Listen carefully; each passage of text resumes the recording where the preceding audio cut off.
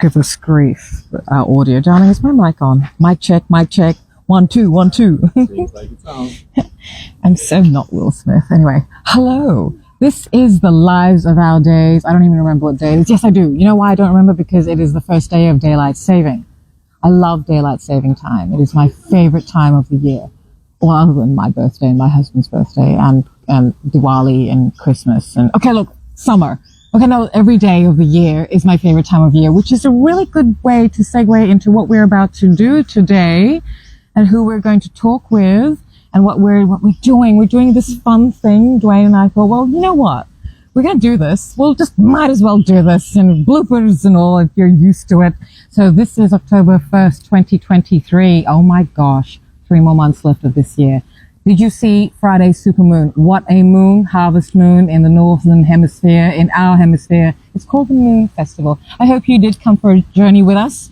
Journey, hate that word. But again, very apt for what we're going to be doing right now because I have the pleasure, Dwayne and I have the pleasure in our company, and you, my friend, are joining us. Oops, sorry, I'm always concerned about audio now because, you know, we've had some audio issues, but we're all friends here. You're going to forgive me. Listen, enough with me. I would like to introduce you to someone, and I'm going to actually let her introduce herself.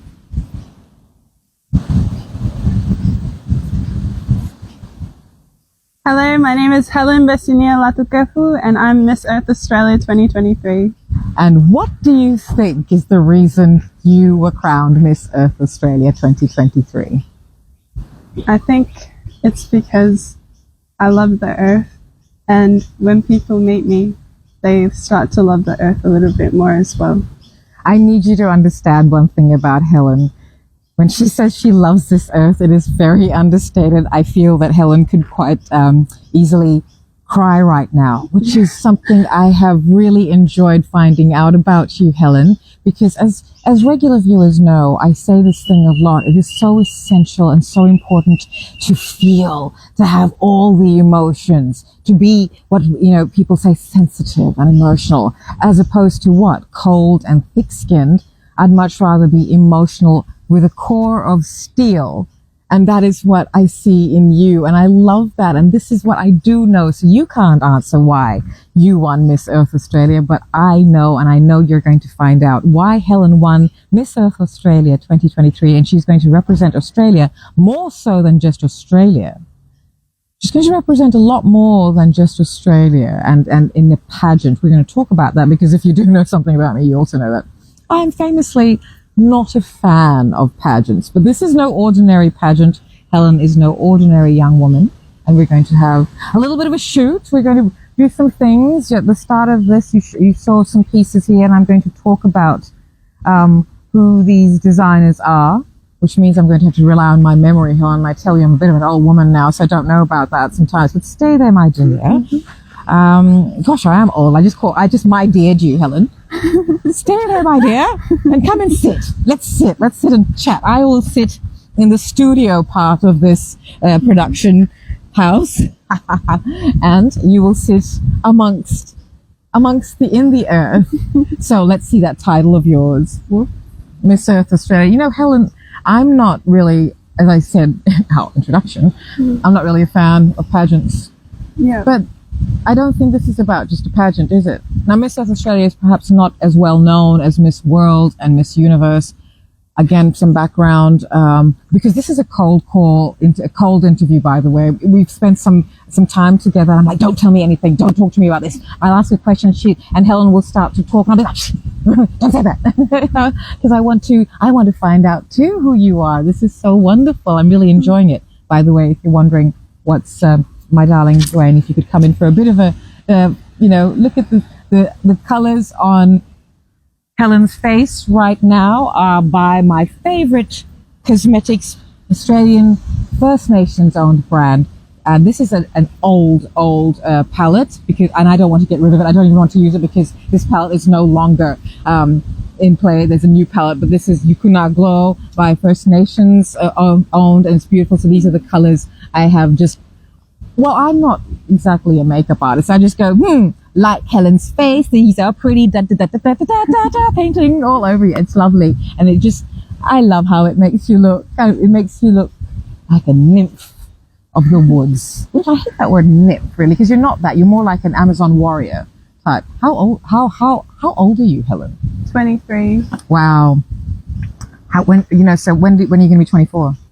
Next year in July. Okay. So I went wow because like you seem older than that. Yeah. You have an old soul. I know that's a bit of a cliche term, but you really do. Why do you agree with what I've just said? What makes you feel that way about yourself? I think, and it's something my mom has said to me as well, that I'm very self-aware. And I think also being the eldest sister in my family, it's made me just more conscious of things that are going on and kind of forced me to mature earlier. Sure. How many siblings do you have? In total, I have 6 younger siblings. Okay. Wow. Yeah. That's a huge. Do you feel a sense of responsibility for being that the eldest out of a lot? Do you feel that? Absolutely. Yeah. Especially like my household is a single mother household, right? And I'm the eldest, right? So a lot of the time I'm the second mum. And I think someone said to me when I was younger that everything that I do is a baseline for my siblings. Yes. And wow. So I'm very conscious of every single thing that I do. Oh, what a huge responsibility for young shoulders. It's yeah, but also I think that serves you well. That's why you are able to. One thing I've noticed about you, apart from the imposing, incredible height, the Amazonian height that Helen, walks into a room with, is how shy you are also. But I don't think you're shy so much as reserved, because you have gone onto a stage. And we'll talk about the pageant thing because I've already touched on that. So we'll go back even further. Just my little background on this and that Miss World and Miss Universe. I have started following what's happening in these pageants because of who they are owned by now. Miss Universe is owned by a Thai trans woman, and I'm not sure what's happening in Miss World, but now the people who are being chosen by their countries, the young women who are all exemplary, also physically they are now looking different to the societal constructs, like for instance Miss Universe South Africa at the moment, Brioni Govinda. She is a South African of Indian ancestry. What is interesting about this is that she is South Indian, and that is not what you usually see. So you will see, people will say, well, lots of Indian women have won pageants, but they are of a certain region. They look a certain way, they fit a certain narrative, they fit certain boxes, etc. So that's why I'm following Miss Universe, sorry, because it'll be interesting to see where Miss Universe South Africa goes with this, because there's quite a bit of a little history about how she won. She didn't actually win. They won somebody else who was lighter skinned, who had already won, therefore couldn't win Miss Universe again. So why do they, it's all the politics there is of representation. So that's why I've all been like, oh my goodness, this is all very interesting. So I'm following Brioni Govindas because Brioni is a deeply melanated, dark-skinned South African woman of South Indian ancestry. She's a lawyer. She's amazing. You all are, all women. Because they sort of demand it. They expect such things of women.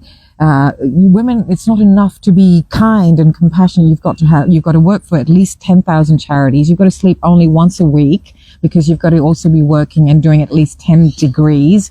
And, but plus you've also got to be completely polished. And if you are somebody who spends time straightening your hair, see these glorious mermaid locks that Helen has? To straighten that would be 2 hours of her life, maybe, every day. Yeah, also all that's required. So when does a woman get to be a woman? So we're going to talk about authenticity. I'm going to stop talking in a little while. I'm just setting up things because I'm going to photograph you, honey. So that's my thing about pageants, why I am currently seeing something happen and change. So when I came across a news piece about you winning, because I do know also the young woman who has been awarded the title of Miss Earth Fiji, and Sarah Volavola. I have photographed her. I know her. She is also a young woman I admire and support. And then I thought, well, what's happened with Miss Earth Australia? And I went to have a look. Like, what? This is so good. Why don't I know? Why doesn't the Pacific know? What's going on? Why isn't this bigger news? I was actually very annoyed. And that's why I went looking for you and I found you on LinkedIn. I'm like, Helen, talk with me. We're meant to meet. So that's why we're sitting here today, hoping that this doesn't all sort of like fall on me, but it won't, because the wind is with us. It's our fan machine. Look at how lovingly the wind is caressing us. Right now, if I take my hair out, I'm probably going to be hair all over my face. But, you know, this is reality TV for you. So let's start from, what is it that you do that really aligns you with this title? So professionally, what is it that you do? You're an ecologist, yes? What does that mean? So, and if you don't mind, before you go, I'm just we're good for audio. Let's go. Sorry. So I did. I'm going to start photographing you. Okay. You feel free to talk to me and tell me what it is you do. What is it an ecologist does? I'm going to shut up for a while and photograph you, hey? Let's go. Yeah. So I just finished my Bachelor of Science. Wow. And I was doing a major in ecology. You know, you just dropped that in there. I just did a load of washing this morning. So I just did my Bachelor of Science. Okay, continue. Yeah, I finished it in July. Yes. And but I've been working in community education with Sydney Water. Right, okay. So I go all around Sydney and teach people about water conservation and how they can save water at home, how they get their water, how it's treated, everything. Well, see, you look like a mermaid Amazon warrior, Earth warrior Amazon. So fantastic. And does Sydney Water know you've won Miss Earth Australia? Yeah, but I think a lot of them are all just like water scientists and stuff, and they're just like, cool. They do understand waters on the planet. Anyway, we'll get to that Yeah. later. Well, hello, people. Water is very much a part of this earth. But anyway, we'll talk about that. How wonderful. So what do you tell them? What are you talking about when you, what do you talk about? What do you tell me? Yeah, sure. I think one of my favorite things to say to the broader community is to think outside of just people. Right. When we're saving water. Right. And we need to save water also for our animals and our plants. And to think that way when they're at home, because it isn't just us. Yes. And in a lot of cases in Australia, there has been too little water for our animals. Yeah, we had absolutely. those fish kills in the Murray River, and that was related to that. So yes. yeah, I like to but influence people to just think broader than just themselves. I think what you're doing is educating and using yourself as an example, not just making people do your bidding. You don't wear that crown because you want people to do as you say. You're wearing that crown as a spotlight, as a lighthouse. So the light catches it nicely and it's going to draw attention to you. And I think what a wonderful role model you are for that. So tell me more about why you got into this. What is it that led you into wanting to do this? Why did you study science, the Bachelor of Science? What happened there? Tell me. So it's a really funny story. Go right ahead. We're all listening. So ever since I was younger, I really liked English and writing and art. Yep. And my mom wanted me to be a well-rounded person. So somehow she convinced me that all I could do was maths. And so your mother convinced you that all you could do was maths. Yeah. And I really love that. I'm glad that's what she convinced you can do. How fantastic. So she pushed me and she was like, you need to be good at this. And great. So I was all into the sciences and maths in high school. Great. And I did Earth and Environmental Science in school, and it was like my subject. But when I went to uni, I wasn't sure yet fully what I wanted to do. So I just went into the thing that I was good at. And definitely when I started uni, I felt a lot of imposter syndrome just because I walk into the room and I'm the only Islander there. How fantastic. Yeah. You should have just, next time, let's go walk into a room. I'll be your drum machine. Yeah. I'll just carry it and then we'll have drums. Yeah. Some island drums, some drums from the island of Tonga, and then you just walk into the room. I'm here. Yeah.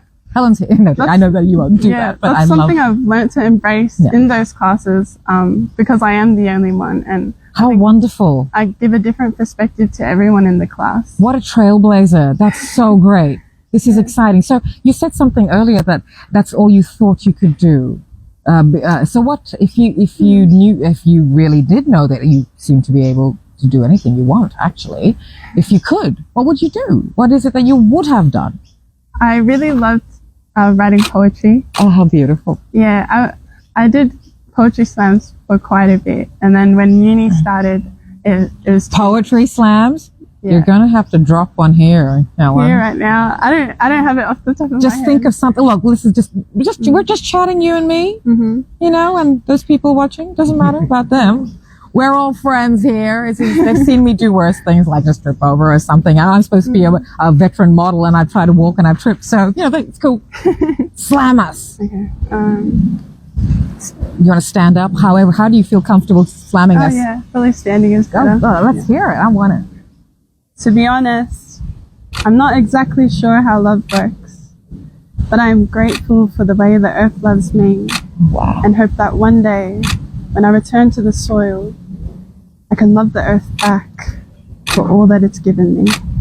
Yeah. Wow. Oh my goodness. That's beautiful, honey. Seriously, wow. You must have annoyed the hell out of people, because they would have been like, is she for real? Look at her. Look at this smile. And she's this goodness radiating off you, and you can, you know, slam some rhyming words in there, and you're a maths and science whiz. What? How amazing. How amazing. I love that. So you would have loved to, would poet, you know, yeah, we're all artists here. Poetry, yeah, you'd be starving, you know. I mean, you know, in an ideal world, the poets, the photographers, the painters, we would be the ones, we're just given like, what, I don't know, $1 million a year just to give everyone enjoyment. But, you know, that's my kind of world. That would be the nice kind of world to do. So poetry is what you would have liked to do if you had anything. But I think it's also like, I like being able to do all different things. I love it too. Be one thing. Yep.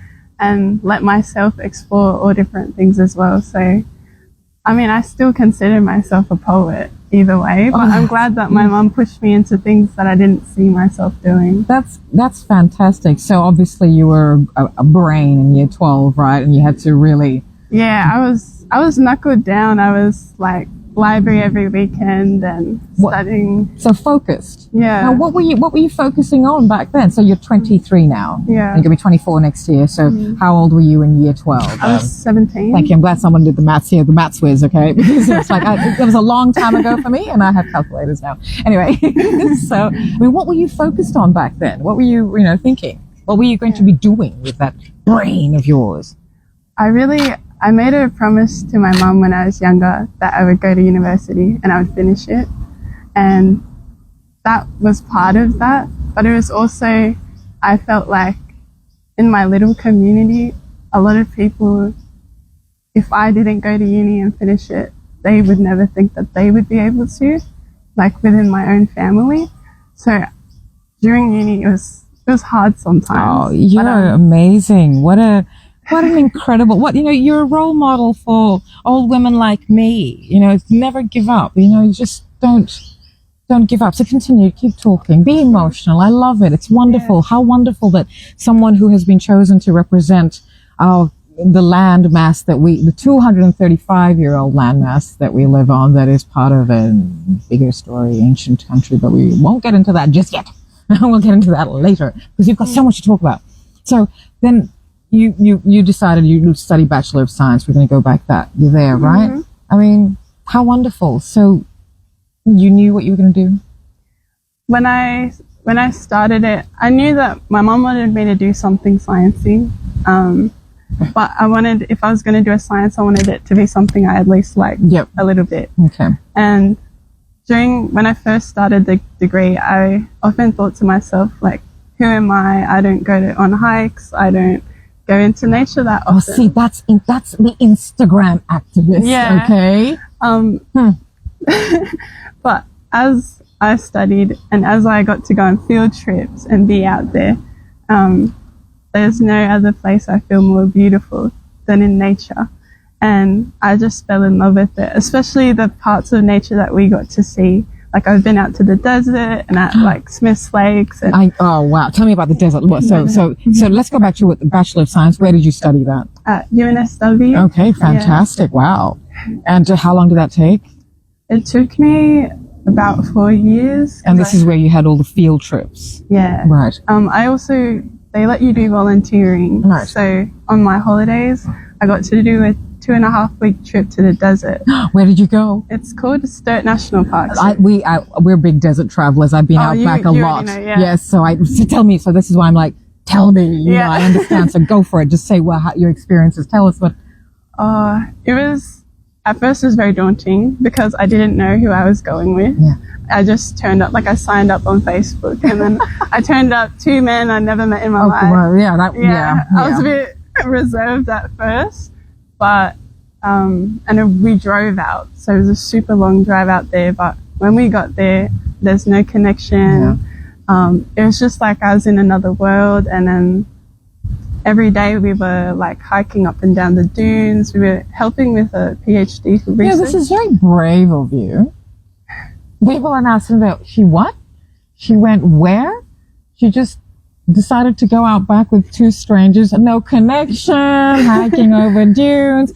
See, we get it. We've done it, and I absolutely enjoy, and I understand why, because and once you've been out there, you know, it's something else. But I'm going back to the fact that so what, you were 19, 20? Yeah, I was 19. Yeah, I mean, people are still thinking about getting drunk, having parties, etc. And there's nothing wrong with that. Enjoy your youth. Just understand that alcohol, every single shot of tequila is destroying brain cells that you will never get back.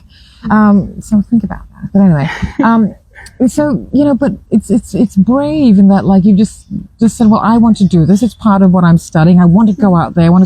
Instead of just being in your own comfort zone and thinking, well, yeah, look, I don't really, it's out there. Yeah. Maybe somebody else will say, look, the desert's out there. I know. I can see it in the map. Look, there's a desert. You went out there. Yeah. And what did you do? So while we were out there, we were camped out. So we weren't even staying at the facilities that UNSW had, because the PhD researcher that I went with, he wanted to go like full on in. Right, yeah. So we showered only like twice the whole time. Right. And I was on my period. Oh, no, that's fine. Women know. And look, besides, it's not, you know, it's just part of our life. We know, you know. But it was definitely challenging. It was very hot. Yeah. It was also June, so it was freezing at night and hot during the day. But I think it was like one of the greatest times to see what I was capable of. Right. Because, we were hiking so long in the heat all day long. Everything, we had to cook our own food. You can't just order it or anything like that. I love and setting up our campfire, changing the wheels on the 4-wheel drive, like all these different skills I didn't have before. Great. And there was a funny... Excuse me, I just want to say right now that if I was judging Miss Earth 2023, here's my winner. Thank you very much. People, I don't care about your titles. We already have a winner here, as far as I'm concerned. I love it. This is wonderful to hear you do all of this and love all this. And it's great. So you were 2 weeks out there. And it was a Frenchman, a Chinese man, and a Tongan. And we laughed about it around the campfire. And we're in the Australian desert. How wonderful! See, that's what I want to talk about as being a Tongan woman. Your background is. What is your background, please? Yeah, I'm Tongan and Scottish. Right. So being that you do have, interestingly, 2 hemisphere connections to the land, because this I can't, please forgive me, Helen, but I can't seem to say this without actually trying this terrible, accent. I can't say Scotland without saying Scotland, and I'm really sorry. It's just, I can't say it. I love it, so I'm like, just how Scottish, oh my gosh. And the Scottish are very, very connected, as Gaelic, as Celtic people, they're very connected to their land, and of course, Tongan. And we're from Fiji, so we have a huge connection to Tonga as well, because, Fiji is called Fiji because of Tonga. And also the Sulu that we wear that gentlemen wear in Fiji as sort of a cultural, Fiji is from Tonga, but it's from Tonga. So, so we're connected. And so this is why, and I'm thinking of you, and I'm thinking like, how you're just really, how did you feel as this, not just as Helen, who you feel this affinity with nature. We're hearing that in what you're saying. As a Tongan woman out back. Yeah. I mean, how did that feel? Do you feel connected more to your roots, or does that make you feel like, well, you don't actually, how does that make you feel? I mean, I'm not going to put words in your mouth. How does it make you feel? It made me feel just like a huge amount of gratitude especially to my mother. When I went back, I went and thanked her because she's not just from Tonga, but she's from a tiny island called Samoa. Right. And she moved all the way here to Australia. And so I was just grateful that she moved here and allowed me to grow up and have these experiences. Like, so you come from an adventurer. Yeah. Wow, fantastic. I love that you have this spirit and you're taking it even further out into the world. Yeah. So Pacifica, of course, are known to be voyagers. Yeah. So she's a voyager. And wow, Helen. That's what I always think in the back of my mind. Like, my ancestors were voyagers. They went all across the ocean, and like, who am I to deny myself and make myself small, you know? Absolutely. And literally too, 5'11". Excuse me. There is nothing small here. We are an Amazon warrior goddess here. All right. So now you're an ecologist. What does that mean? So ecology is the study of living and non-living things and how they interact. But how I normally say it to people is the plants, the animals, the rocks, the climate. It's the interaction of everything. Yeah. And how do you apply that with what you're working? That's what you're doing when you're going around Sydney educating people on water. Now, what is it that you have to start off with first? What is it that people don't understand about water? I think they don't realize like what it takes to get clean drinking water. Yeah. Especially Australian climate. In Sydney alone, we have the El Nino and La Nina phases, but there's a whole different other array of climatic processes that affect us here. And so, you know, we've had times where our dams have gone below 50%. And in the city area, we don't really feel it. But I've spoken to so many people in the rural communities where showering for 2 minutes or not even having a shower is a no-brainer to them. Sure. But here we're just like, oh, I'll take a 30 minute, I'll take an hour. Self-care showers. Self-care, shower thoughts, everything like that. And I think where my ecology side comes in is I personally have an ecosystem mindset that everything we do relates to everything else. And I want other people to also kind of see that when they use up that water, it means that there's less water somewhere else. And I hear your voice getting lower and lower. Have you been made to feel different have you been made to feel like too sensitive because you're so passionate without being, you know, you don't have to, people think passionate and they think, but you're quietly, very solidly, courage of conviction, stand by and commit to what you think and feel, and you're going to then behave that way, and you've stood by it clearly for someone so young. Does it sometimes put you apart from your peer group? Does it? Am I putting words in your mouth? I can just imagine, because as you were talking about it, it's like I feel that this is something that perhaps you feel a bit shy about talking about outside of your work time, because maybe people will think, oh gosh, Helen, you're so serious. Let's just have a good time. And because I'm like that too, Helen. I can't do small talk. It's like, can we just talk about things like this, please? Like, you know, if people want to talk about weather, great, let's talk about weather. Let's talk about, you know, climate, La Nina and El Nino. So let's talk about that. Like, no. Like, is it good beach weather? And we want to go drinking. I'm like, no. So I get it, you know, but I mean, your voice went low, and I thought, does it happen? Does that happen? Or do you just not care anyway? You're going to talk anyway about what you know? I always like to adapt to different situations. But definitely in my family and like in my smaller community, I've always been different. Yeah. And I think it's something that I've learned to accept about myself, that a lot of things about me are different. And I think everyone in my community sees me that way now. Instead of being like, oh, you should be like this or you should do this, they're just like, Helen. And is Helen, like, is that a mood? Is it a mood? I think that's a good aim. Yeah. Right. So what does different mean to you? Is it a good connotation, or is it like, oh gosh, different? Like, I'm different. Is it like that, or like I'm different? How thankful am I? In these parts, Helen, between you and me, different here is fabulous. Yeah. So, I would rather be different. Yeah. So how, you know? Yeah, I think a lot of it is just being true to myself and not letting like the limiting beliefs of how I grew up or the things that were around me stopped me from being my truest self. What is that mean? What does that mean? What is being true to yourself? What does that mean? What does that mean? I think it's like being true to myself is when I'm alone and I think to myself about what I really want to be doing or what I really want to say or what I actually care about in my heart, and embodying that. Yeah. I think you do. I think you do. I think that perhaps, like all young people, now you've either got to be filtered in some way or the other. So everyone's still pretending to be positive, pretending to be confident, and pretending to be authentic.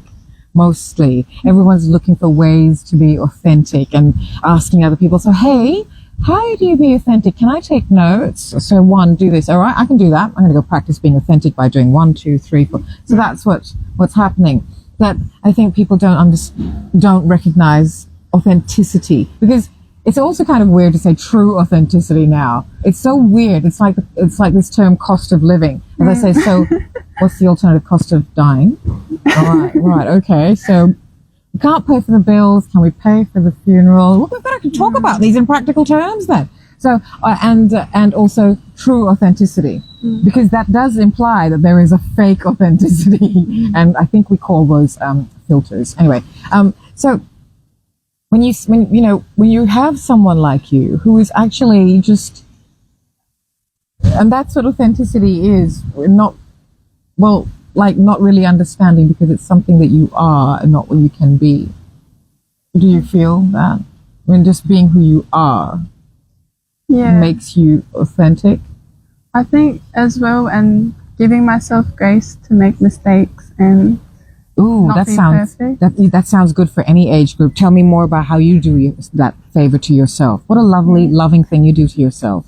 Because I, like being the eldest, I always tried to set a good example. Yeah. And a lot of the times I was a perfectionist. Yeah. And I think I've learned that it's okay to make mistakes. And listen, honey, I think all eldest daughters everywhere are like, yeah, I hear you, Helen. I hear you, sister. You know, I mean, a perfectionist. So yeah, but you don't, I think that, I'm sorry I've cut you off there, but I think you seem to have found a nice balance between being structured and having a slight bit of chaos. There's sort of some harmony that's got to be in there. Your mind is structured. You know what you want to say, so your hair can free flow in the wind. Your hair doesn't have to be straightened and polished and stuff. So I guess that's what, I know that you may have struggled. Talk about the perfectionist side of you. What do you struggle with? Because you also talked about imposter syndrome back at university, right? So do you think that that's where it sort of really got ingrained in you, and how did you fight it? Perfectionism? Because imposter syndrome would have been like, well, I have got to be not just 100%. Yeah. You've got to be 1 gazillion% better than anything ever, because you were not allowed to slip up in any way. Yeah. Because as people have, my ninja husband has disappeared, right? As people have heard now, you've got, like, so you're the eldest of a lot. There's 6 of you. Your mother's an adventurer, so she's, and so you've got some things here and there that you've actually gone against the grain with. So you get to university and you find that, oh my gosh, you really are marginalized or in a minority. And it's not just because you're a woman and an islander. You're a half Tongan, half Scottish woman. You're a tall woman. You don't really seem to fit either stereotype of one. We're going to talk about this a lot, because it's something I do talk about, honey, so we don't have to be shy about these things. How the Pacific isn't represented as much as it should be. We celebrate certain fits the box narrative of what the Pacific Islander looks like. Being a Fiji born person of Indian ancestry, I am not able to say I am a Pacific Islander. So I do understand a sense of displacement, but I also can understand, and I don't know how you feel about this, that I think you carry it within yourself. Your Tonganness? My Tonganness. I think it's also just in my values that I got raised with. And what are those? What are values those in that regard? My family's main value is peace and love. Right, beautiful. At Christmas, it's peace and love in every sentence. Well, how beautiful. Yeah, I love it. You're saying that in like, you know, you're a little bit shy of it, but you're also delighted. And how wonderful. Your face just lights up. You beam when you talk about it. What a wonderful thing to have. And isn't it funny how we all get shy about it and think we're just being, ooh, whimsical, you like #blessed, stuff like that. Yeah. When these are actually the fundamentals of life, aren't they? If we all sat around these occasions where we came together as common unity, community, as family, and wished for what it is your family, you know, has, how beautiful. Then you set that intent for yourself for the day and for the rest of the year. I love it. And this is wonderful. So this is why I feel it is your destiny to have these wonderful platforms, because other people need to hear it. That you don't.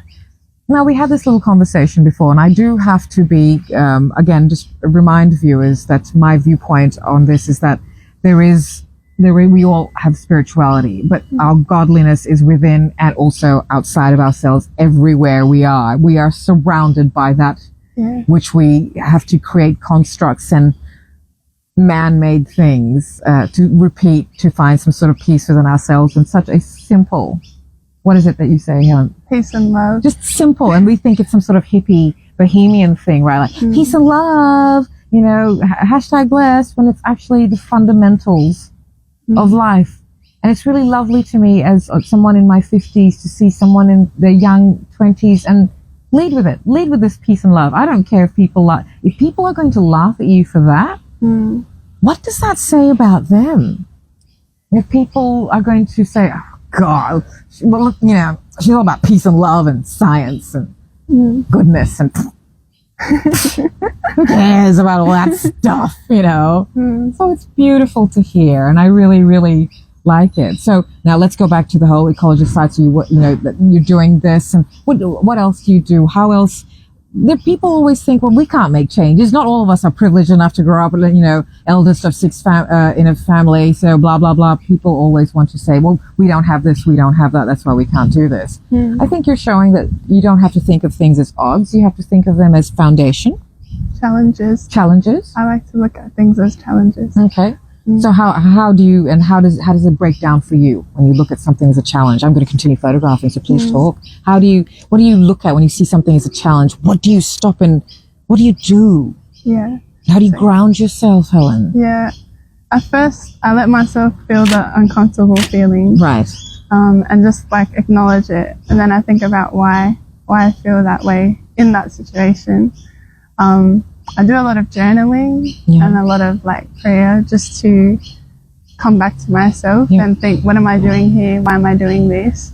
And then I just kind of charge on based off of what I think from that, or like what my game plan is in my journaling, why I'm doing these things. Yeah. Sure. It's just so mature. It's so nice. It's so, and I guess the one thing, like I'm not one of those old people that, you know, looks at young people and goes, ugh. It's okay. Well, look, I am sometimes occasionally one of those old people that goes at young people like, oh, come on, stop it. Stop crying over a broken fingernail. Get up. Get up. What do you mean you've got a broken collarbone? Get up. When it comes to rugby, Helen, I'm a bit of a toxic male. It's really bad. And my husband had to tell me that. He looked at me, right? Because somebody had a torn Achilles heel. And I'm like, get up. You're a wallaby, get up. And Dwayne looked at me and went, wow, this is why they changed the rules for, you know, because of people like, I'm sorry, I am from a toxic male rugby era, that I was one of the few females rugby journalists, and I was all girly, I dressed all girly and stuff. I don't mean to hijack this, but I'm just saying that I understand that imposter syndrome and how you can make it work for you, because I would go and trot off and interview rugby greats, and I'd be wearing a girly, you know, pink dress and just flowers in my hair, and they'd look at me and go, what the hell? We're going to be talking about high tea. Half an hour later, they've told me the entire game plan for the Rugby World Cup. Sweet. And they're like, oh, okay, you do know rugby, don't you? I'm like, never judge a book by cover. Thank you, Helen. So I understand imposter syndrome. And also, it's not us that feel the imposters. Other people make us feel like that. I'm sure you didn't. You walked into your classes at uni going, I got this. At first, on my first day actually, because a lot of people from UNSW are from the eastern suburbs. I told someone that I don't even live in Parramatta, but I said I was near Parramatta, and they were like, "Oh," and they walked away from me. Wow. Yeah. See, those are those things. Carry on. Keep, And after that, I was like, Parramatta's not even west of where I'm actually from. But, Dwayne and I have been talking about this because yesterday we did a live of this fashion show that was held at Beehive in Parramatta, the Fashion for Good, the Western Sydney Fashion Festival. Now that's our live from yesterday.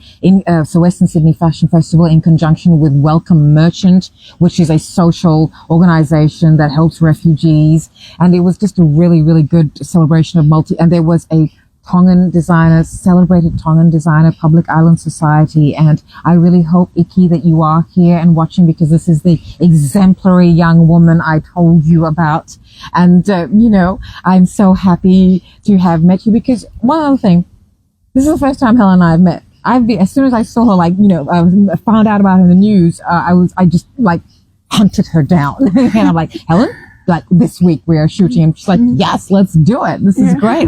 Thank you very much for doing this. So, we are talking about imposter syndrome and stuff, but we also might do a little bit of a quick change and might have a sip of water. I might talk about, some of these designers. I'll tell you what we're doing and who these people are. So we just wanted to show what Helen is wearing is what she came home wearing. And I really, really love it. And that's a little Tonga t-shirt, but this is her sash, and Miss Earth 2023. I don't really know a lot about it. I think you might have to do a wider stand. And we just thought, I really love that all of this shows your personality. And look at this wonderful nature wind machine, honey, from Miss Earth Australia. Thank you, nature. Do your thing. We've got beautiful light. It's beautiful temperature, beautiful wind. What a perfect day for me to photograph Miss Earth Australia. This is wonderful, Helen. I'm thank you very much for giving me time. We've still got a lot to talk about, but we're just going to take a bit of a break.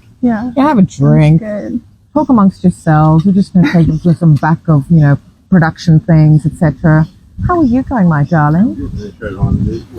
All right, show the weather. Have a drink, have a talk amongst yourselves. Our mics are on, so I'm going to try hard not to swear. You, of course, now have been privy to my vulgarity. It's not vulgarity, it's emphasis, So now, let's see, we're going to so when Dwayne comes back, you'll take that off, and might take your sash on. No, keep your sash on, because we're proud of that. Yeah, okay. How did you feel? We'll talk about that when the camera's back on you. I want to. How did I feel when? When I got Miss Earth. Yes. Shall we take your lovely crown off? Please. We must hold it beautifully somewhere. I was really surprised, to be honest. Let's talk about it when Dwayne brings his camera back. He's just gone off to see. Well, this is what you represent. Yeah. Ooh, this cactus tree is absolutely incredible in spring. It comes out with the most incredible night flowers, honey. They just bloom for an evening. Look at this. Look at this. It has a golden wattle design. Oh, wow. That's fantastic. That is really beautiful. And look, the green of this incredible monstera. I think this is monstera. And look at that. That's stunning. Okay, great. So now we're going to actually put aside this lovely crown for a moment, and we may put some other crowns on your head. Starting with, let's see, look, I'm going to start off with this. We're going to put this on. And this is by Tabu, who is a Papua New Guinean designer, because what people don't know about, now we're just improvising. So I decided, I had a whole setup of we're going to dress, etc., etc. Then I thought, oh, look, it's Sunday. It's a long weekend for that British monarch's supposed birthday. Not even, it's like, I'm sorry, I'm not a monarchist, So part of me is like, not. I'm surprised Tonga, see, hello, Tongan people. Look at your representative on a global stage. Excuse me. I'm not short. But I'm standing next to an Amazon here who embodies everything that this title that you have, been awarded because you won it. Because I said something to Helen that if Helen didn't get the full blast of who I am, and didn't actually resonate and understand it, she would have been like, what are you saying to me? Because I said to Helen, because Helen's very reserved and very shy, so she sort of walked in, and I'm like, oh my gosh, in has walked an Amazon who has no idea she is an Amazon. And I said, Helen, you won this title just like this. Wait till I have brought this Amazon. I don't need to bring anything out. That's not what we're doing here. You are already who you are. No one can make you be anyone else except who you are. And I'm just what I feel I am. And I think I mentioned that is I feel like I'm a mirror. I think I described it in less modest terms. I said, I'm a superhero who's here to save other superheroes. So my role on this planet is to recognize the superheroes and tell them, excuse me, you're superheroes. Okay, don't waste your time worrying about why you're meant to. So this is taboo.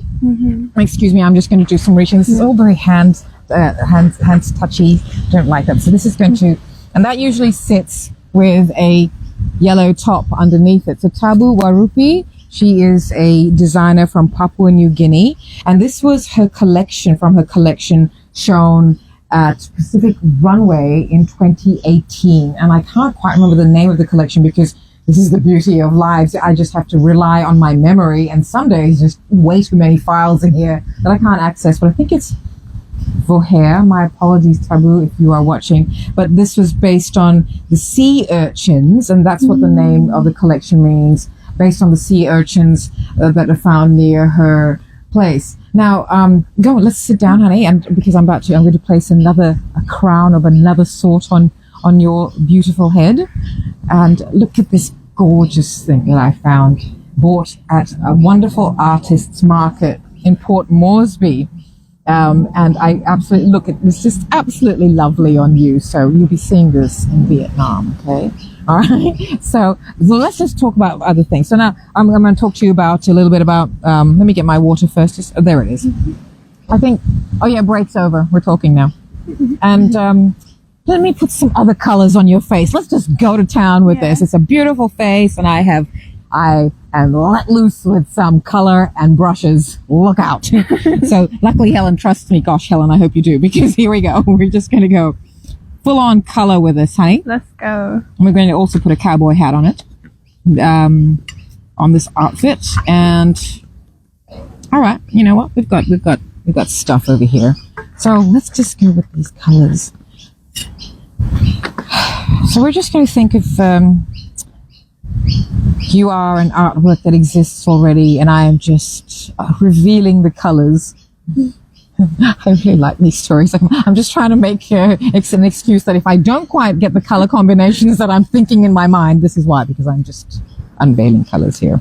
All right, so as I was saying, taboo. Now, what people don't realize about Papua New Guinea is how wonderfully contemporary everything is. So Dwayne and I have a publication called The Stylander, and it's right now because, well, not right now anymore because it's October. In September, Stylander's issues are dedicated to Papua New Guinea, and so I hosted a panel that was part of the Papua New Guinean Contemporary Night at the Australian Museum, and so we've had issues of focusing on the designers and all the musicians and all the contemporary stuff, because people don't realize that about Papua New Guinea.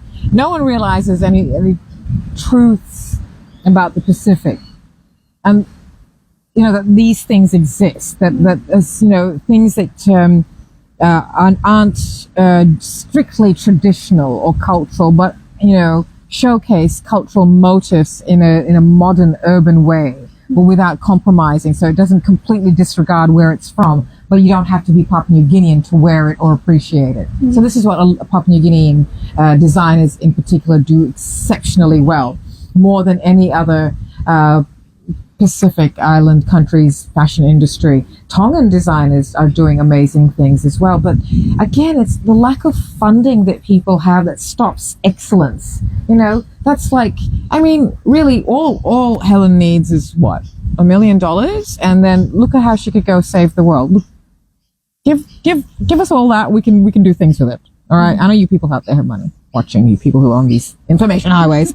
So it's not, I wanted you to sit here and be in this, we're going to do a shoot with this. I'm just casual because you put it over what you're wearing. And I wanted to show the versatility of such garments that you can, like, I would style it with, let's just say you're wearing this out, and please, I would love you to, and put a white shirt underneath it and wear it over a pair of black pants, and voila, it becomes quite a wonderful piece, a three-piece that you can wear to work, to go or to a stage, and depending on where you're going, and then out to dinner, and you're wearing something that looks structured and very professional, but also, wow, that's unique. And if depending on where you are, your environment, you also look very elegant at night. So, these are these wonderful things that people are doing that people don't get to see, because they're not people dedicating their platforms to showcasing what is not seen. Now that I've said all that, mouthful, this is what you are using your platforms for. How did you get into it, being Miss Earth Australia? How did it happen? Let me sit next to you and actually, let me finish playing with your face. You keep talking. How did you get? Yeah, what led you to being Miss Earth Australia? How were you here? How did you enter? Let's talk about that. Yeah, I'm getting to the good stuff. All right. Let's go. Tell me. It first started, I kept getting ads for it on my feed, and it was during uni, maybe like in January of this year, and it kept coming up, and then I think when I finished, I said to myself, if it comes up one more time, I'll do it. Right. Just for the experience, to see like this whole different world. And I thought, because it had an advocacy, okay, that aligns with me, just to try something different.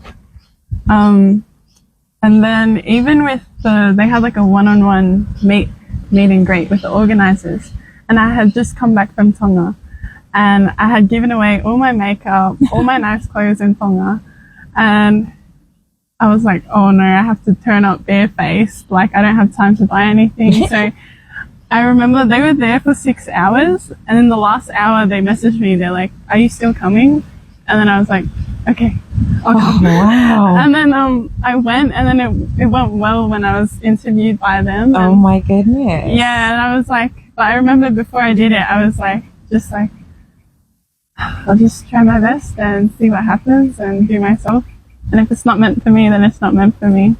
And then, after that, then even the photos I submitted as headshots were just random photos off my phone. Because I think I applied while I was in the desert for a field trip using the Wi-Fi there. And I just used I cropped the photo of the headshot and things like that. But yeah, and then I ended up getting into a national finalist, and then... Do they know this story? That you were in the desert and that the photo is from that time? And I think some of them do, but not all of them. What a fantastic story. How is this not doing major...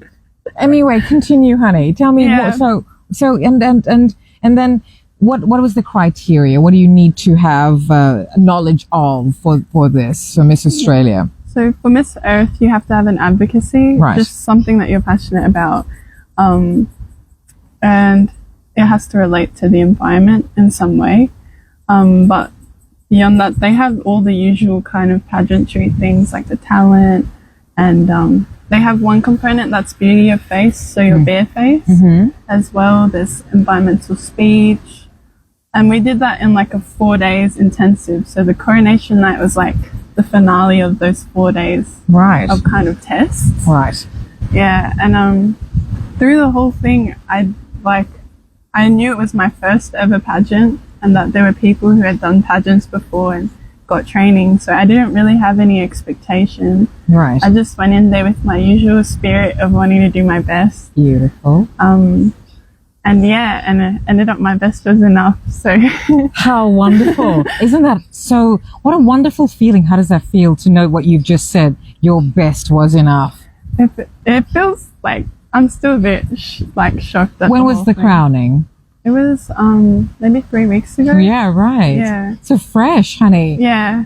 What have you been doing to acknowledge it? Have you managed to have you stepped back and thought, well, okay, step one. Yeah. This is step one. Yeah. You know? I definitely feel like because I had no expectation, and if you watch it, the video of the coronation, I'm like, I don't know what's going on because I wasn't expecting it. But now I just feel like, okay, the opportunity's here. Let me get out into the community. Let me see how I can serve. Let me see how the environmental organizations can use me to promote what they need to and raise funds for all the different kind of projects that they do. Because that's something, science communication is something I've been passionate about, and just connecting the average everyday person to research and making it easy for them to understand and feel like, yeah, I just get that. And I often think of like my own family, like my brothers and cousins are all tradies, and I don't feel like they have to know every single way that the environment operates. But when I tell them something about it, I want them to feel like it was just so easy to understand. Yes, lovely. That kind of thing. And yes. It just makes sense. Like, yeah, so that's something that I'm really passionate about doing. Well, I think you're very good at that because you don't, look, you know, it's starting to sound like I'm one of those old women, let's face it, I am, that says, that sort of makes a bit of a complaint about, there's certain kinds of people who want to show you just how intelligent they are by putting in words of 5 syllables or more that they've spent 2 weeks rehearsing, and just to baffle people with their intelligence because they have no clue. Now that's real imposter syndrome. But people don't want to be, people I think are bombarded with too much information as it is, right? So I guess people just want simple. And also people are tired of being made to feel guilty about things that they're not necessarily, that they don't know, and that they're not necessarily all responsible for individually or collectively, but individually we all have a responsibility to do something about it. So I love that you simplify. I mean, and how, you know, tell me more about all of that. I mean, how important that is for you, and we're going to have to talk about climate change because we haven't said that. You said that briefly just about, how long have we been talking now? 3 days? I can't talk for that long, honey. Really. I love it. I could talk to you forever.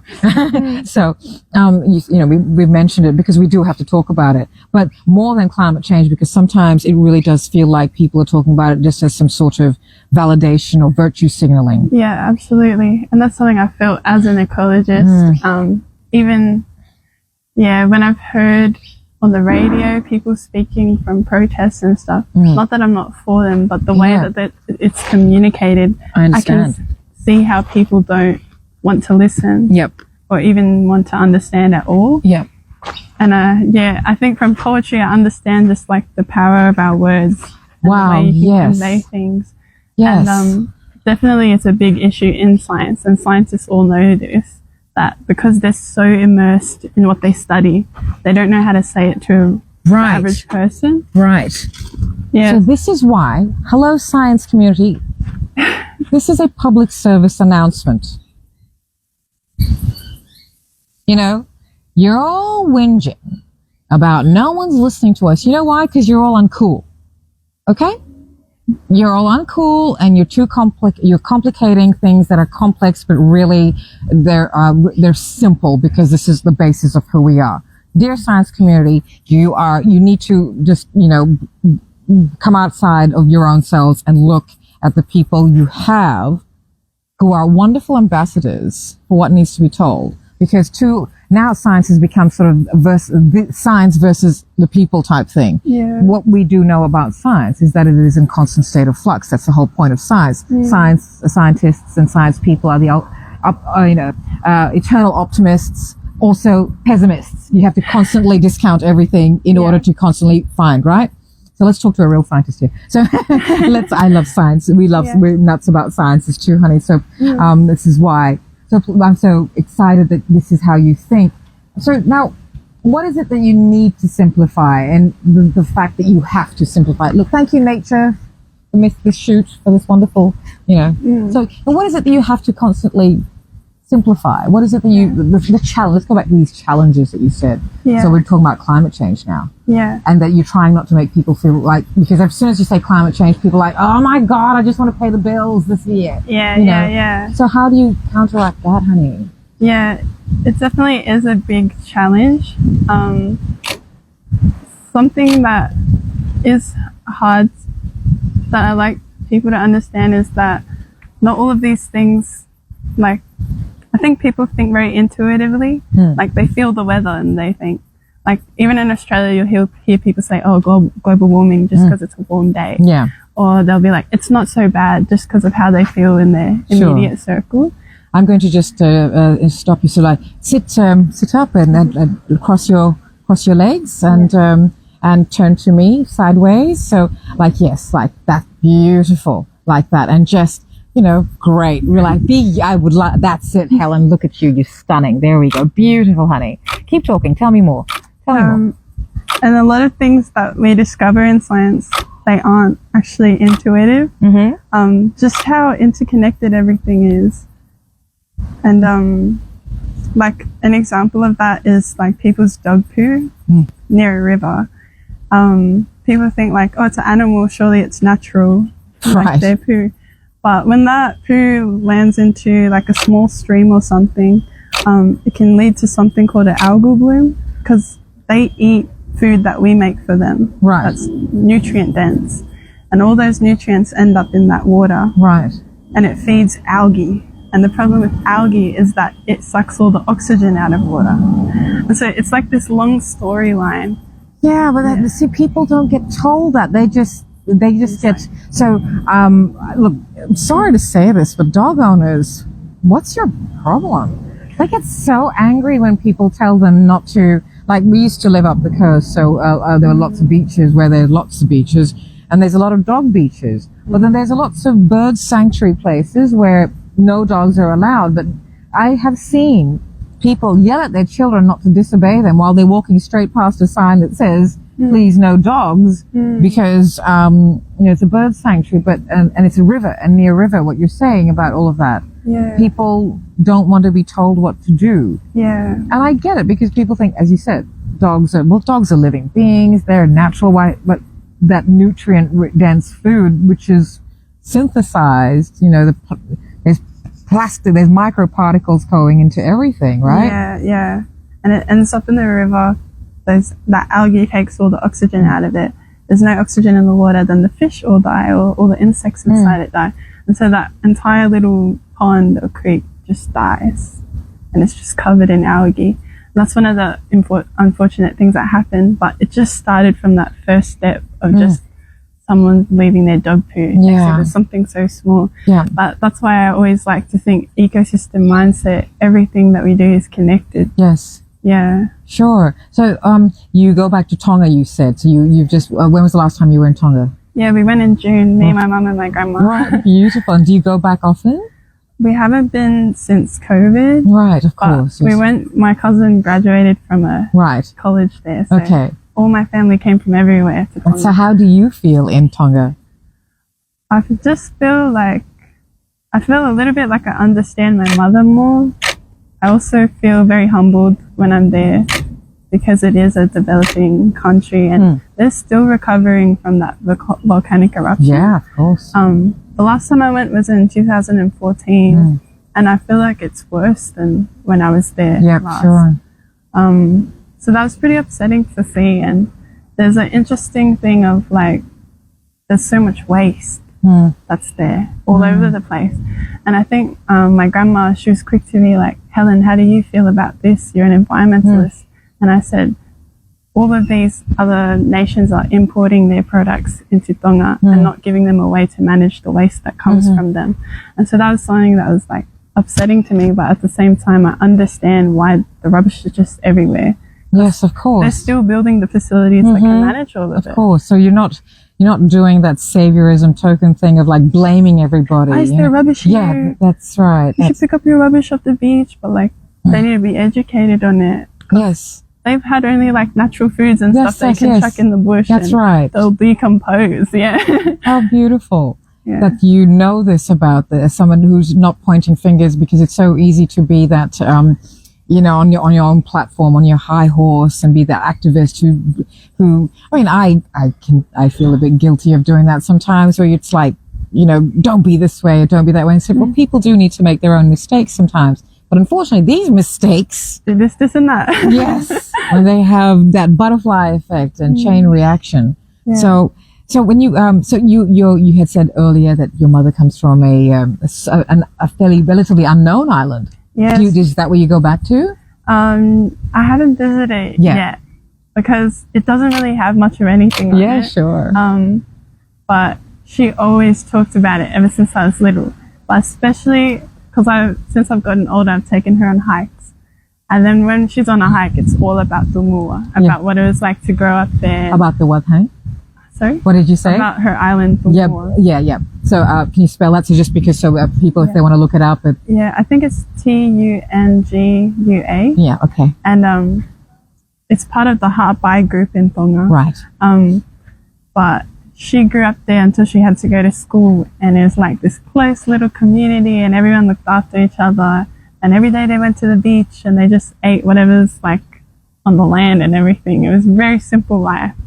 And I think, a lot of that, how she grew up like that, she influenced us kids growing up. Like Right. when we go to the park. And Yes. so it's just like living simple and playing in the backyard and stuff like that, and not needing much. Yeah. That's beautiful. Are your siblings like you, similar to you?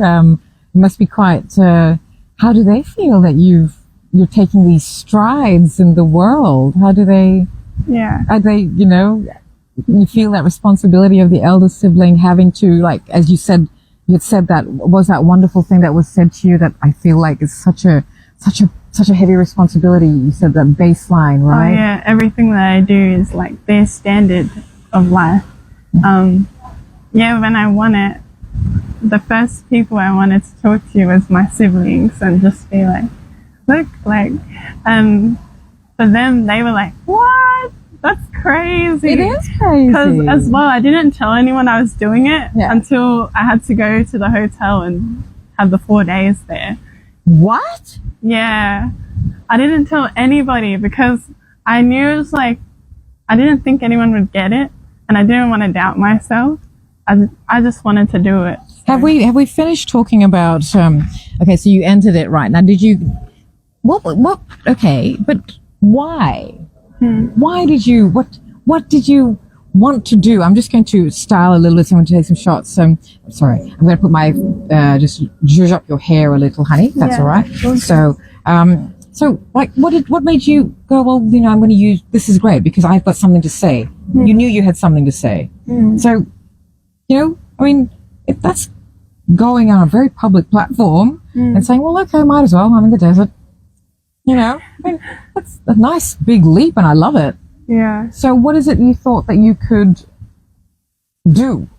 What is it you wanted to do? I think like for me, a lot of the times I feel led into a place and then I see what I can do there to help it.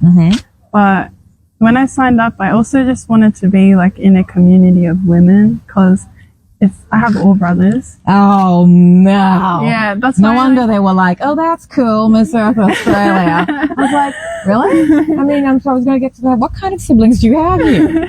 Brothers. Yeah, I have all brothers and like all boy cousins, and I just wanted to like learn a bit more about maybe communicating better about boys. I just wanted a new experience after uni and before I got into full-time work, but. Yeah. But what did you think? I mean, I guess, see, this is how destiny unfolds, because you're basically saying, look, you didn't actually know what you were doing. Yeah. You felt like you had something you needed to do. That's how I feel most things, in my life. I feel like that, but they feel like the right decision when it's like that. I'm sorry that my mind does this to me, but I have just gone completely different because I'm looking at Helen's hair and now I'm like, I had a Barbie with hair like this.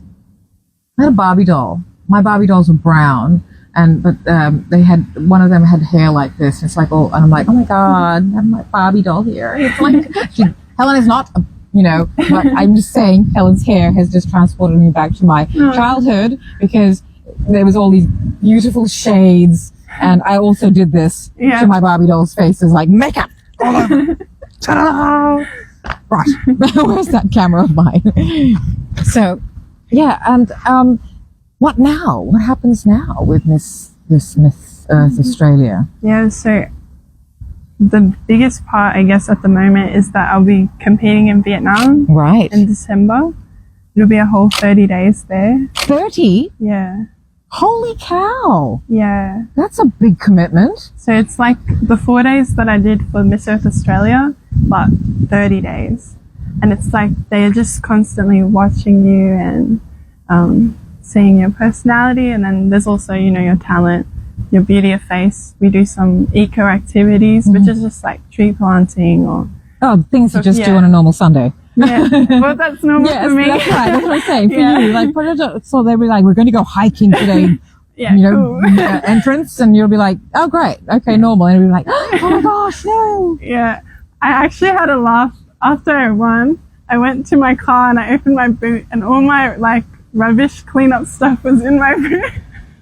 I love this. I really wish that I had been. I would have been like on you. We would have been on. Remember? Imagine if we were filming all of this and how fantastic it would have been. I love these stories. This makes this very, very special.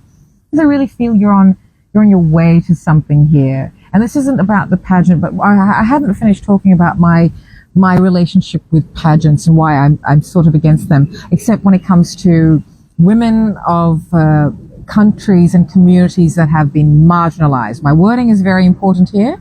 I'm not saying marginalized communities.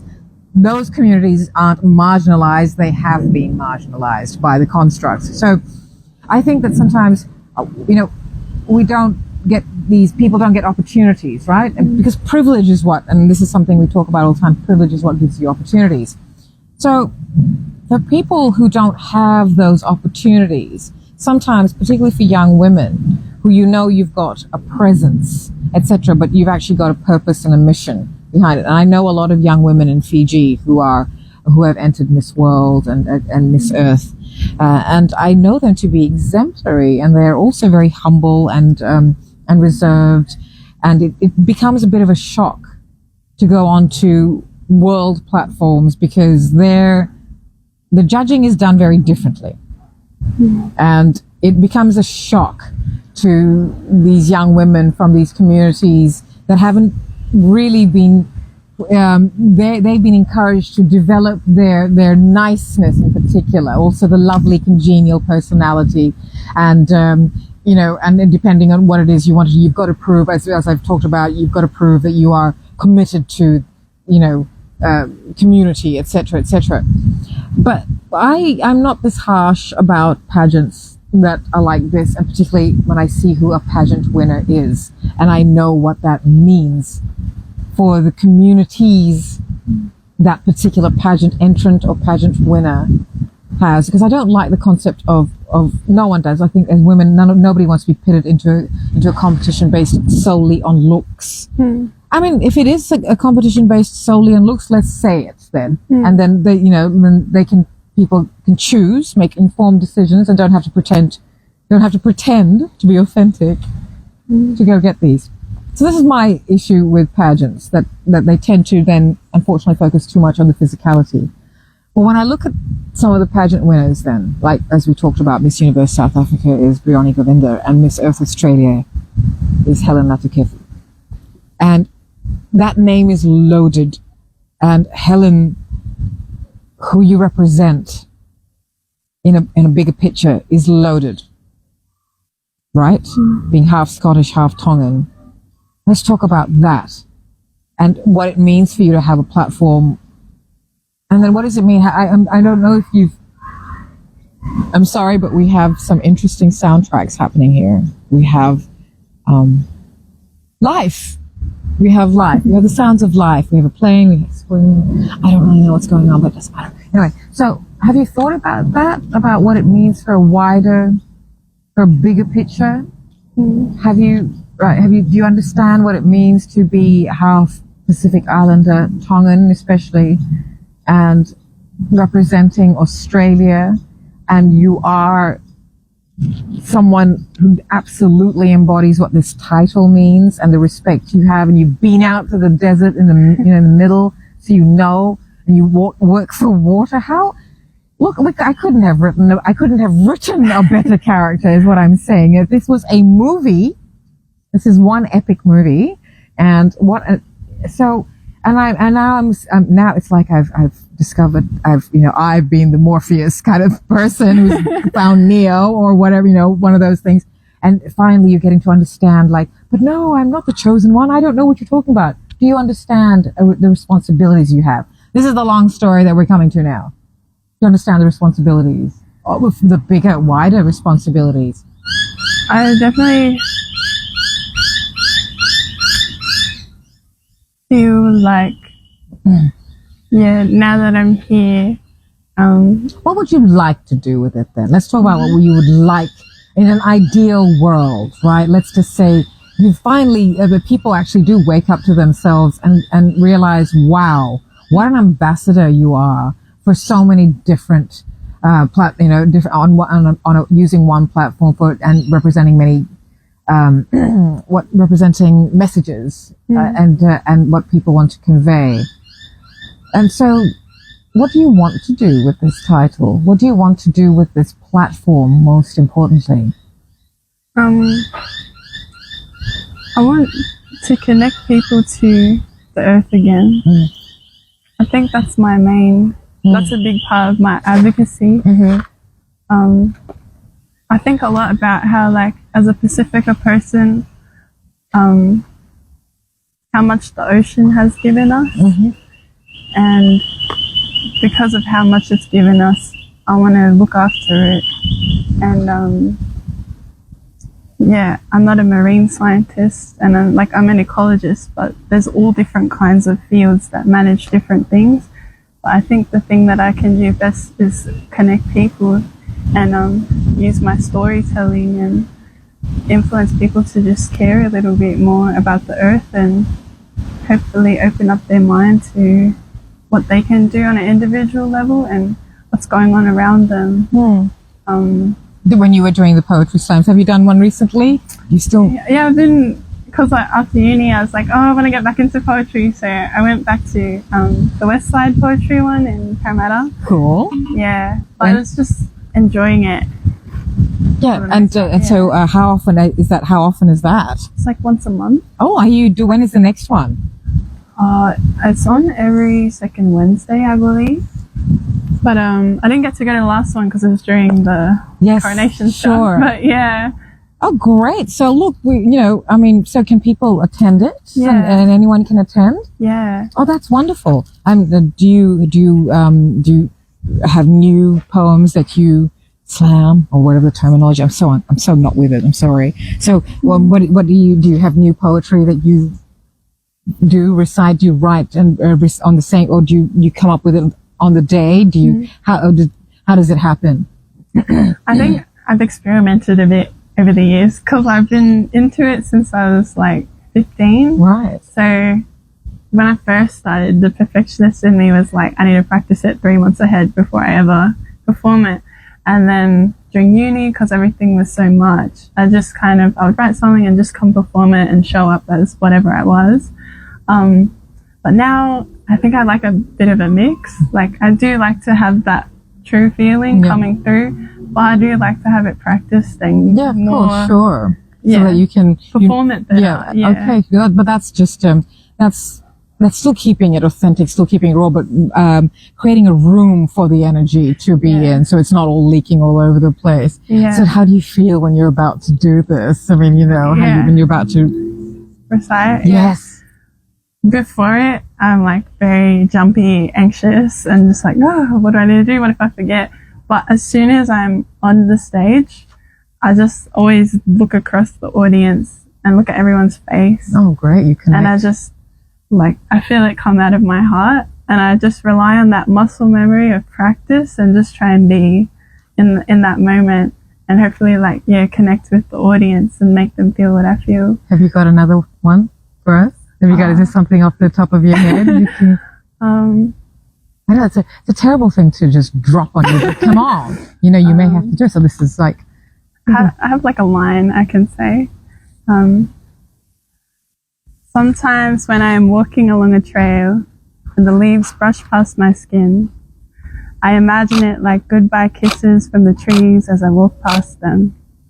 That is beautiful. That's absolutely beautiful, honey. I really love that. That's That's lovely. I hope you one day have a book of your poems out. I think that would be lovely, and I would love for us to publish that for you. Actually, that'd be so cool. Really, really cool. So, what do you like to do? What are when you're not being when you're not no, there's never a time when because everything you do is very much you. Yeah. It's all you. You know, like it's not like, well, Helen's going to step out of herself now, out of that side of herself now and go and be you. It's all very much you. As you said, you're not a marine scientist, you're an ecologist, but you work, you do still talk about the water. You connect people back to nature. So you are a connector and a communicator. What do you do when you're not communicating all of that then? What do you, when you're not, communicating and sharing your thoughts and feelings and channeling nature? If we are going to talk about spirituality and what it really means to be authentic, then I think that many of us now, regardless of age and background, we can feel something's happening and we can feel the connections we have. And it's funny how we're made to feel like silly because of joy. Because joy radiates from you. So, and I love that. That just makes me so hopeful for this great. Okay, great. The world's in good hands. We're not going anywhere. Look, Helen's got it. It's cool. We're okay. That's wonderful. Because also there's the guilt old people feel like, oh man, didn't want this world left for you guys like this. The trauma everyone's been born into. It's terrible, and the cost of living, as we say. That's great. What a downer that was. I didn't mean to do. I'm actually talking about what do you do for fun. Was my actual question. What do you do for fun? Yeah, because I think the things that I do in my day to day, sometimes they're a little bit like out there and like all what? over the place, like hiking and doing my poetry slams and like I'll go and try different activities. I like painting sometimes as well. But because I'm Tongan, I love being around my family. They help ground me. Sure, it is Because sometimes very much. I feel like my head's like, I want to do this and I want to do that and I want to do this project. And sure. Like I have like 10 million lists of things that I want to try and do. But that's wonderful that you do. Yeah, that's me. But they also help me just like pause and just rest a little bit. Sure. Yeah. So do you know much about the Pacific community in Sydney? I mean, did you know of Pacific Runway? Yeah, I did. I always wanted to do it. Oh my God. But I just never signed up. No, you say this hurts me. This hurts me greatly. I was Pacific Runway's publicist from 2016 to 22. The last show was in 2022. Oh my goodness, Helen. Boo-hoo. Doesn't matter. We know Helen now, so it doesn't matter. We don't worry about what happened in the past. I mean, but I would love you to one day meet Janique Sayuli, the founder of Pacific Runway.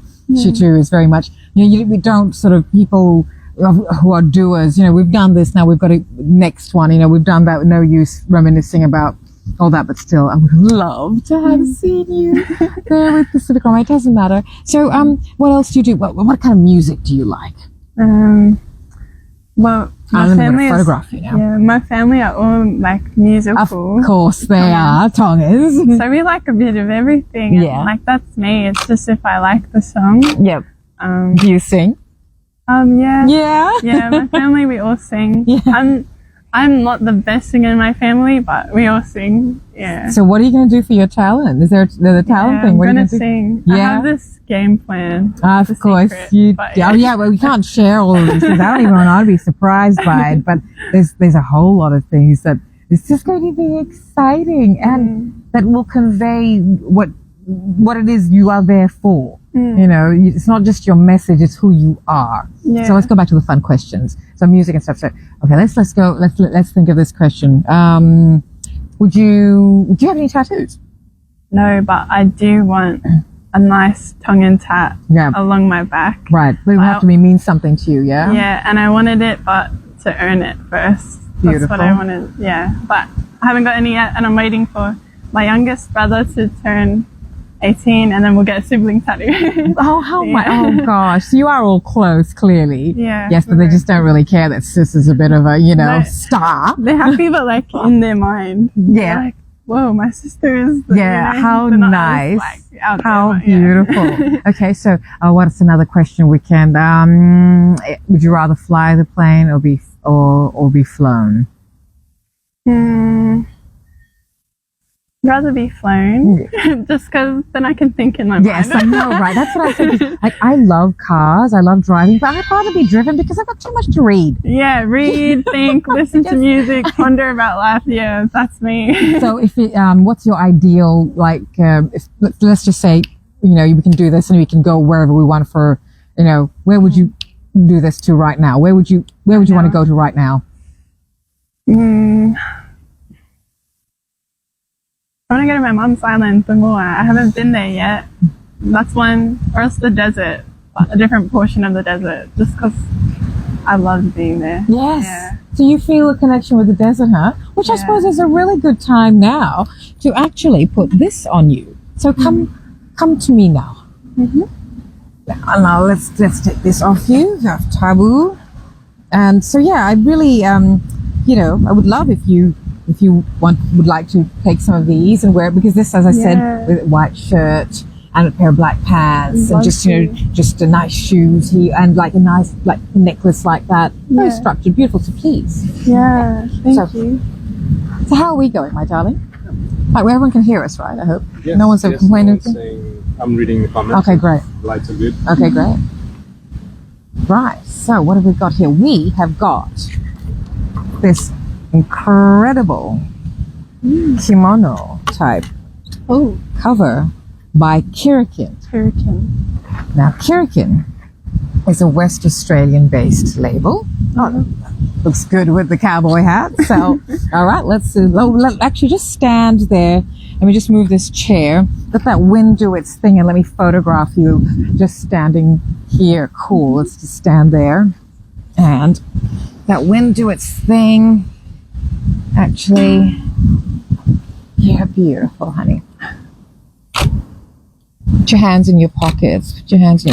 Yeah, cool. That's gorgeous. Look up to the sky. Beautiful. Eyes to me now. Gorgeous. There, right there. Beautiful, Helen. Stunning. Gorgeous. Let's get that wind flowing. Beautiful. Gosh, your eyes are looking gorgeously green. What color are your eyes? Brown. Wow. Well, they're certainly absorbing the chlorophyll, and they're looking very green right now. Oh, that's so cool. It's quite, I saw that change happen. Beautiful. Gorgeous. Let's have a few more. You know what? I'm going to actually move you. Excuse me in a moment. So Kirikin is Western Australian, but it's a First Nations owned brand, and all these prints are designed by First Nations peep artists. And this is Francis Kiket. Oh my gosh. Yes, this Western, and it's Hills or whatever. It's one of my favorite prints. I absolutely love it. So come over here to this black background. And of course, if we're going to be talking outback and desert, we have to talk about First Nations. Yeah. First Nations people. How, as a young person, does this make you feel, this referendum? Do you are you comfortable talking about it? In regards to the yes vote? Yes. How are you comfortable talking? If you're not comfortable, because it's a very contentious thing, we don't have to talk about it. I've only heard some perspectives of it. I'm not too educated. Yes, it is what everyone is worried about. So I'm not asking you. Do not tell me any of those personal things. But as a young person, how does it make you feel about having to decide, making decisions? Just your personal viewpoint. Yeah. How does it make you feel? I think something we're starting to learn about in ecology is just how much the First Nations people know already. Yes. A lot of the things that we discovered, they've been doing for ages. Yes. And it's finally being, shone a light on. Yeah.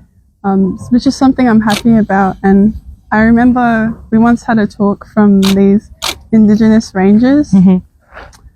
Out near Mile Lakes, North New South Wales, and I remember I went to them, they shared with us like their connection to the land and how they felt, and that they wanted us to realize how much this land means to them, because as ecologists, we're looking after the land and it's their land.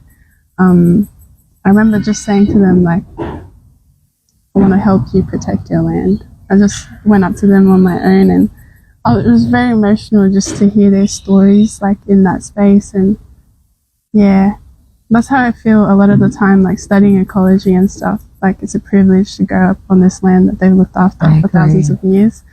I totally feel that that's a privilege, and that's why I'm happy that as an ecologist of just a little bit, we can help look after for them. Yes, it's such a stressful time for everybody, and something that is not really our business. But again, because I would like everyone to watch this for you and not make this about what has become, unfortunately, what is a humanitarian issue has become a political issue.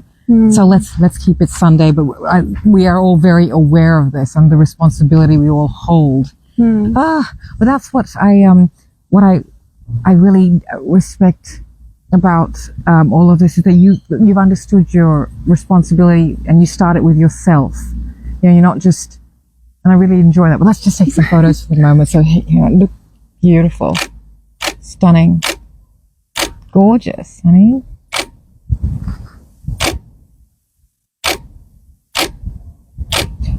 Move so I can feel a little, that's a little bit, and great. Let me just move this water bottle of mine away. Don't even drop. Great. Oh, thank you. Okay. And just, great. There. Yeah, just let it go. It'll float by itself. Don't worry. Beautiful. Gorgeous. Keep moving. Just move. Wonderful. I love that I don't have to direct you. Wonderful, Helen. It's gorgeous.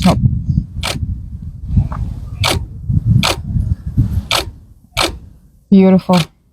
Beautiful. Great. I love that. Gorgeous. Keep that. Gorgeous, gorgeous, gorgeous. Stunning. What a pleasure you are to photograph, Helen.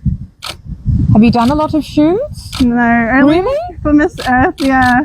What a pleasure. You're stunning to photograph, honey. Thank you. I'm still learning. Have a look. Let's have a look. Look at how... Wow, the makeup looks so cool. Oh, I think it's you doing that. Look, you look amazing. Thank you. Beautiful. Wow. That's so cool. Fine. How beautiful. We'll have a little sneak peek here, but do tune into the Starlander because this will be there. Can you see? Look at it. Look. Natural. Absolutely natural. You're a star. Absolutely. So I've got to take some more photos. I get a bit like, have to keep taking. It's great light too. Thank you, nature. Beautiful. Gorgeous, Helen. Yeah, I love you have natural movement. I'm not even directing you because that's wonderful. Just keep, yes. And the only thing I will ever say now is to just make sure the cheekbones are like a magnet, for light. But otherwise, I don't really need to keep going. And the wind is just doing wonders here too. Look, everything's working. This is splendid. Gorgeous. If you were to describe yourself as a color, Yellow. what color are you? Yellow? Yellow or blue. Blue, yeah. Those are my two colors. So why? Why would you say yellow? Yellow because I'll move into there. Yeah? Yeah, move back into there into actually, because yellow because I like to embody being a light when I'm on the earth. Yeah, like the sun. say that out loud. I love it. What a beautiful that's beautiful. I like to be a light on the earth. That's wonderful. And blue? And blue, the ocean, the ancestors. Wow. Do you feel connected to them? So your mother has kept that connection alive through is your grandmother in Tonga? No, my grandma is Scottish. She lives here. Right. Wow. Yeah. So how? So do you understand that side of your ancestry as well? Yeah. So I know the clans that I'm from. In wow, Scotland. that's cool. I really want to visit to see our castle and everything. So my Scottish family are proper Scottish. I'm sorry. You want to visit? Why? my castles in Scotland. And like That's what I thought we heard. Yeah. clan crests and everything. Wow. Yeah, so I'm actually Scottish on both sides and Tongan on both sides of my family. That's But just different kinds. Yeah. what an incredible. So you, I guess you walk in both worlds. So you could, let's sit down. Let's talk some history here, because we're going to actually do this in two parts. We're about to wind this one down. So maybe we can talk about it in that other one. But let's talk a little bit about history. Let's talk. How long have we been online, darling? 10 past 1. Yeah. But we are going to have a part 2 to this, because we've got another thing. So what was I saying? We're just going to quickly end this before we go for a little break. So talk amongst yourselves and go and have something to eat. We're just going to have, a little bit of a change and just have another, not as long, but just another shoot here. And but this is what I want to say. The kilt is the inspiration for the Sulu Whakatonga, which is what we call the Sulu that the men wear in Fiji. But and the Tongan Sulu is longer. But the Sulu actually is Tongan. It is a Tongan word, yes. Whakatonga is what means cloth from Tonga. And but the actual Sulu itself was inspired by the kilt. So there you go. What an incredible connection to. Connected. So someone needs to get us a wonderful, there is a design. Come on, designers. We need something that, can take both the kilt and the Sulu and both parts of your heritage. How wonderful. We'll get these. I hope people rise to the occasion. How wonderful. I hope people understand how amazing it is to have someone like you fighting for all of us. This is not a niche. I don't really understand why people seem to think that you advocating for water, clean understanding of water usage, etc., is niche. It's like, you're not drinking. Yeah, it's in all of us. Literally. 83% of it. You heard it here. I'm not good with the stats, but these are the stats for you. So we're going to take a break. Thank you very much for being here. But we will be back in about half an hour. So don't go away. Oh, do go away. Get something to drink, eat, and come back and join us. We'll be back very soon. Bye.